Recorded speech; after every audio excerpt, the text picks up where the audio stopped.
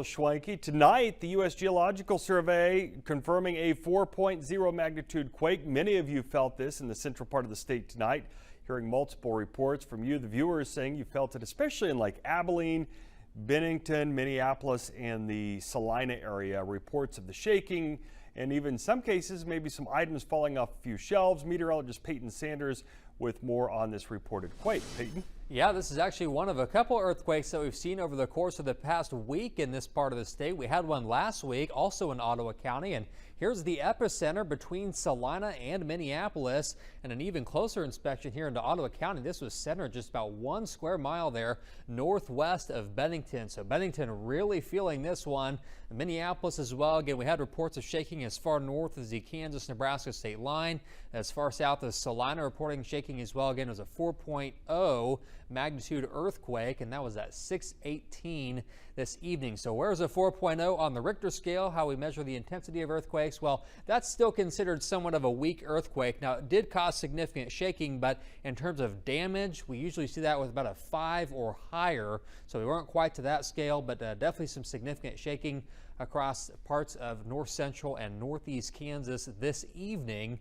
Again, it's been rather active for earthquake activity in that part of the state. Alert Center this morning with breaking news. A lot of you felt it. A 5.3 magnitude earthquake felt in the borderland just around 3:30 this morning. The epicenter of the quake was in Menton, Texas.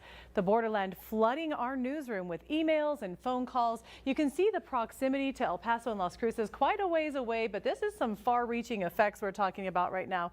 We had a lot of people writing into our newsroom talking about this. A lot of people calling, immediately picking up the phone and wanting to know what happened. Some people said that there were things shaking that were on shelves on their walls. So we're going to check in right now with Good Morning El Paso's Isabella Martinez, who spoke to some residents who say they felt the tremor. Good morning, Hillary. That's right. I mean, we heard it right in the news station. We were there about 3:27, 3:30, where we saw the computer start shaking. The floor was vibrating. It was very scary. My first earthquake, and I know a lot of the residents here that I spoke to said so as well. So I went out here in the West El Paso area, and I spoke to some people who, even though this epicenter of this 5.3 magnitude earthquake was 200 miles east of El Paso, it was felt right here in West El Paso. I was doing the dishes, and all of a sudden I see the water just start going like that, and I was like, babe, am I feeling sick? And then my phone starts pinging because I have like a Ring camera, so like the neighborhood's going off saying, oh, did anybody feel an earthquake, mini earthquake? And then like I was like, oh, that's the first time I felt an earthquake. My manager said she was in the office and that it felt like weird. She felt like her chair started to like vibrate a little bit. Now, thankfully, this earthquake was only just some vibration, some couch shaking, and it wasn't very intense. I can tell you nothing outside looks like it was damaged, nothing that I've seen so far. But if you were able to capture any of the footage that happened between those 5-6 seconds that we experienced that shaking, please send it over to news@kvia.com so we can take a look and post that. For now, reporting from West El Paso, Isabella Martinez, ABC. Are the sudden string of earthquakes pointing towards the possibility of a big disaster in near future? Many are concerned about this possibility since the Nepal earthquake. More than 150 people died and many were injured due to the earthquake that occurred in Nepal last Friday. The tremors of this earthquake were felt in many states of North India, including Delhi NCR, Uttar Pradesh and Madhya Pradesh. This is not the first earthquake that occurred in Nepal this year. It was one in the long list of more than 70 earthquakes that occurred in a year. According to a research, Nepal is the 11th most earthquake-affected country in the world. But are these recurring earthquakes a sign of a bigger earthquake or a bigger disaster? Bharat Koirala, senior seismologist at the National Earthquake Monitoring and Research Center of Nepal, says that there is a collision between the Indian and Eurasian plates. This activity has been going underground for a long time, due to which tremendous energy has been accumulated. Nepal is located on the border of these two plates and hence lies in a highly active seismic zone. This is the reason why earthquakes are happening again and again in Nepal. According to Koirala, the danger of a major earthquake is looming over western Nepal. The reason is that there has been no major earthquake in western Nepal for the last 520 years. Therefore, a lot of energy might be accumulated due to tectonic movement from Gorkha district of western Nepal to Dehradun in India. Earthquakes are a result of release of that energy. Therefore, small or big earthquakes are occurring in these areas to release energy. Now let's explain why and how earthquakes occur. The Earth is mainly made up of 4 layers: inner core, outer core, mantle and crust. The crust and upper mantle are called lithosphere. This 50-kilometer thick layer is divided into several sections which are called tectonic plates. There are 7 major tectonic plates inside our Earth, and then there is lava beneath it. The tectonic plates continuously float on it. When these plates collide with each other, vibrations or tremors are created beneath the Earth's surface. The corners of the plates bend due to repeated collisions.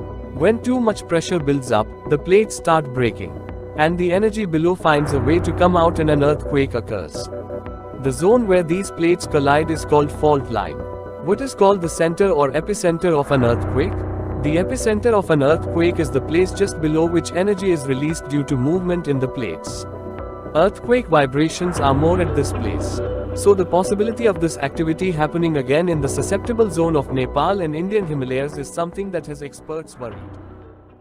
When headlines like this, 400 earthquakes reported at Mount St. Helens, catch the attention of people in the Pacific Northwest, it brings a lot of people back to 1980. Mount St. Helens erupted May 18th, 1980. 57 people were killed.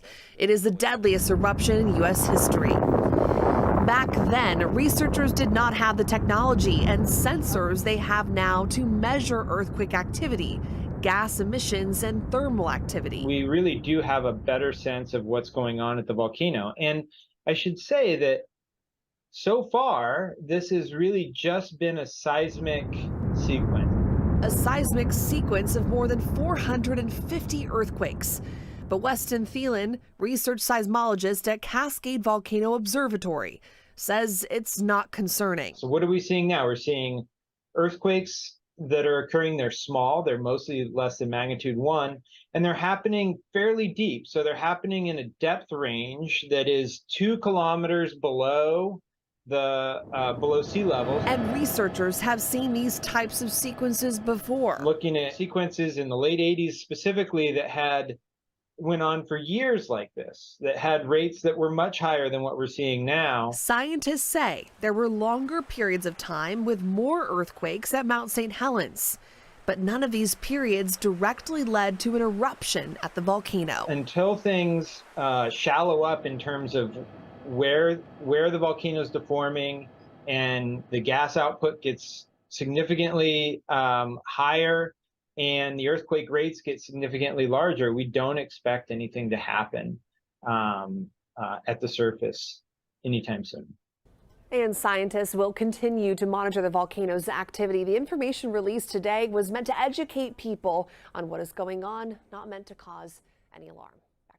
Iceland has declared state of emergency as 1,400 powerful earthquakes rattled the nation in a single day. The government has declared an emergency and ordered evacuation in Reykjanes Peninsula amid fears of impending volcanic eruption. According to Iceland's Met Office, some 24,000 tremors have been registered on the peninsula since late October. The most recent eruptions in the Reykjanes Peninsula occurred in July this year, following earlier events in March 2021 and August 2022.